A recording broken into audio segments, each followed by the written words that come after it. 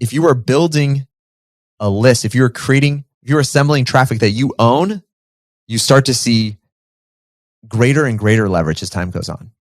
And so that's what we're talking about, is building that list. How do we make sure that we're getting people's name, email, phone number, right? And so you can think of it as like, we call it, if you need a name for that, it's the name, email, phone number is NEP, and I reverse it into pen. But so like trying to collect as many pens as possible, right? Phone number, phone, email, and name. If I get phone, email, and name, get those pens, I'm feeling good. So I'm collecting pens all day long.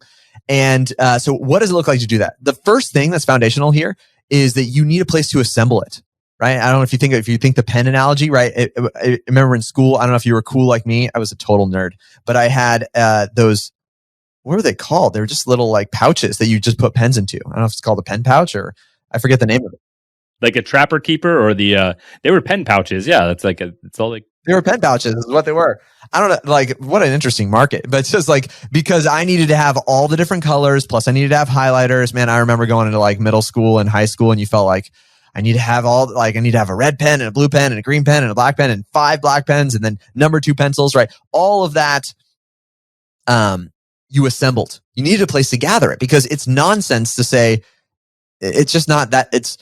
It's almost frustrating if you have a bunch of pens lying around and they're not assembled in one place. It'd be the same thing with contact information with the list. If you are sitting here saying, I don't have a list, really what you're saying is you don't have a pencil holder or a pen keeper.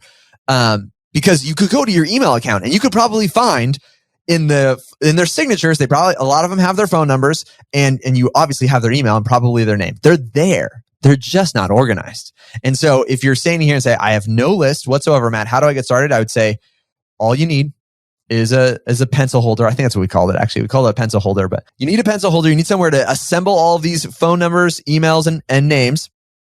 And so that comes down to a CRM. So once you have it, and if you're brand new and you don't know what to say, this could be a Google Sheet.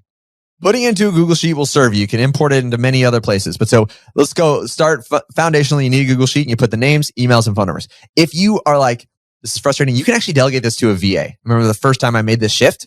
That's what I did.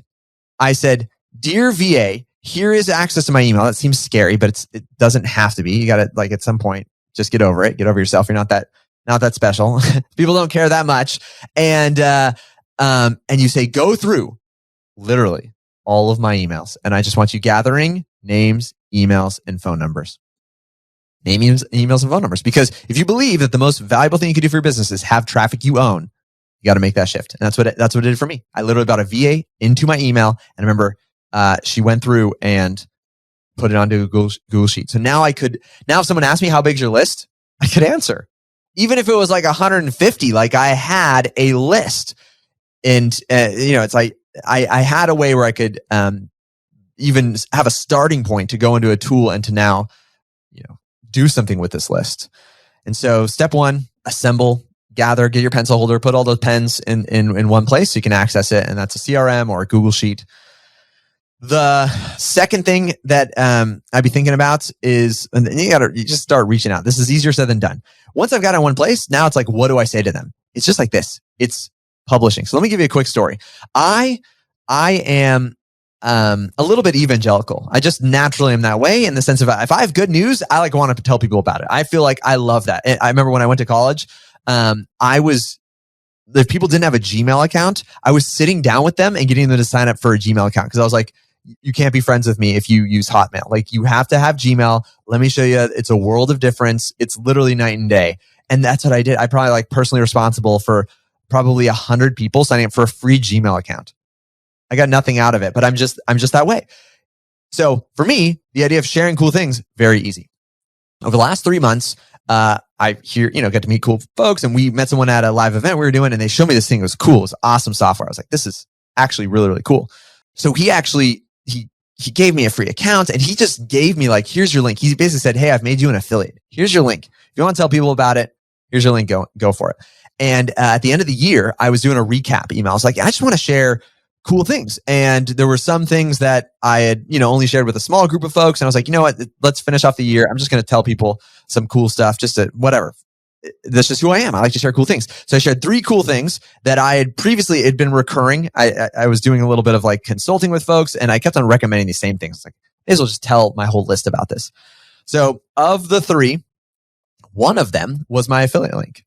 Weeks later, he asked to get on a call. So we get on a Zoom call and he tells me, hey, I don't even know if you knew this, but you won our affiliate contest for December. So all I did was have a list. Like, how much did it cost me to send that email? It probably cost me an hour to write it. I personally wrote it, but that, I was going to write it anyways. I recommended 2 other things. There's just nothing. And then I was like, well, I could put a link in here, and I put in the affiliate link. And out of that, you'd be like, this is, it's an over $10,000 payday. Commissions, and then the stuff that's coming in there too. How you spell it? It's $10,000 because I had a list. That same amount of input and effort in a marketing environment, I was able to get a disproportionate return because I'd taken the time to build the list. And so that's the potential here.